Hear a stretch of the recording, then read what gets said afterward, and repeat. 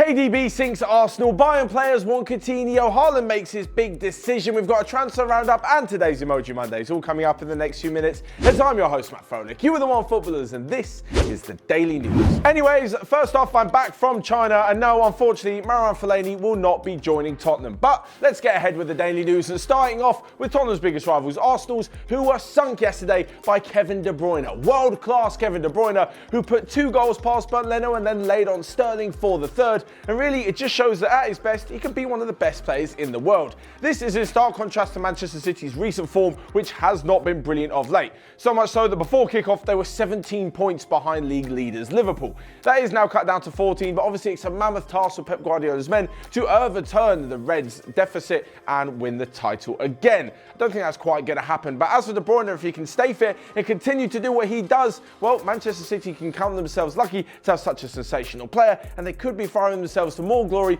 probably in the Champions League and the domestic cups. What it did show was that Arsenal really are in a dire crisis, and bringing in Freddie Ljungberg has literally done nothing to help the situation.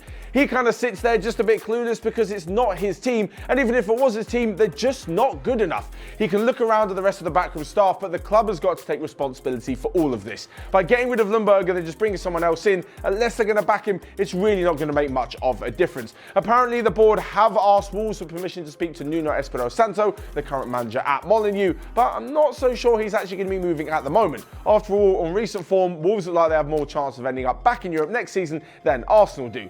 As for the manager himself, well, he was overseeing a 2-1 defeat to Tottenham, where Wolves actually played exceptionally well and battered their opposition, but just fell short when it came to taking their chances. Moving on though, and to the Bundesliga, where Bayern Munich look to be back on track.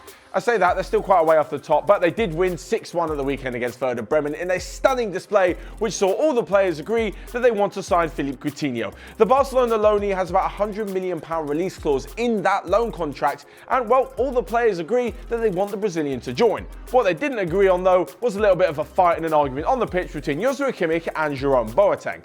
Now, it's obvious that Kimmich is the future of Bayern Munich, and probably Germany as well, and that Boateng is far past what he once was. However, the two going head-to-head and arguing really doesn't say a lot about the unity within the dressing room. As I mentioned before, it looks like the only thing they're agreeing on is that Coutinho needs to stay. German newspaper Bild actually said that it was Kimmich's fault and that he hasn't won as much as Boateng, so he should have been a little bit more respectful. I can't say I overly agree on that, otherwise the oldest player who's won everything on the pitch would constantly be in the right and no other young players would come through. Anyway, regardless, they'll all still be happy of the victory over the weekend as they creep ever closer to the top. But back to the Premier League now with a bit of transfer news, where Erling Braut Haaland, the much talked about RB Salzburg striker, has apparently made his decision on what he's going to do in January. This suspiciously comes a few days after Ole Gunnar Solskjaer apparently made the trip to Austria to go and talk to him about a potential move to Old Trafford. Now, they did work together at Molde in Norway, and Solskjaer has said that Haaland has made his decision, and you'll all see what he's going to be doing on the 1st of January. It looks like, even though RB Leipzig and Dortmund were linked with the forward, he may be moving to Manchester United. This will help fill the gap that Romelu Lukaku left in the summer, and it'll also give them another option when Anthony Martial isn't on form. Of course, Mason Greenwood is an extraordinarily exciting talent and did score the equaliser against Everton, which saw Manchester United start a Premier League game for the 4,000th time in a row with an academy graduate, but I'm not so sure they can rely on him to take on the mantle, so this is where Haaland could come in and do a fantastic job. Either way, he won't be playing Champions League football after the winter break because Salzburg were knocked out and Manchester United are in the Europa League. So next we move up to a quick roundup of the rest of the day's transfer news, where Josh Maja, the former Sunderland, now Bordeaux striker, is interesting Frank Lampard at Chelsea. Memphis Depay's hopes of moving in January have been scuppered by the fact that he now has an ACL injury and may even miss next summer's Euros. Duncan Ferguson has ruled himself out of the Everton job despite picking up 4 points against Manchester United and Chelsea. And lastly but not least, today is the day of the last of 16 draw and the last 32 draw for the Champions League and the Europa League respectively.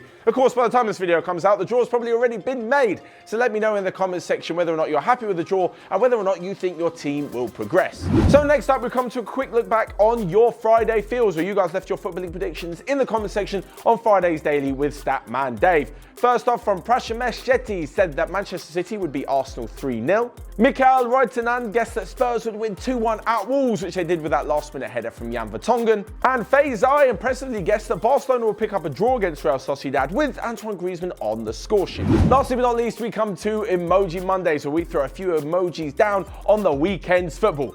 First off, we got our best player. For me, Kevin De Bruyne. Sensational stuff at the Emirates and just a really good performance from him and the team. Next up, and the crazy moment of the weekend, Thibaut Courtois almost scored.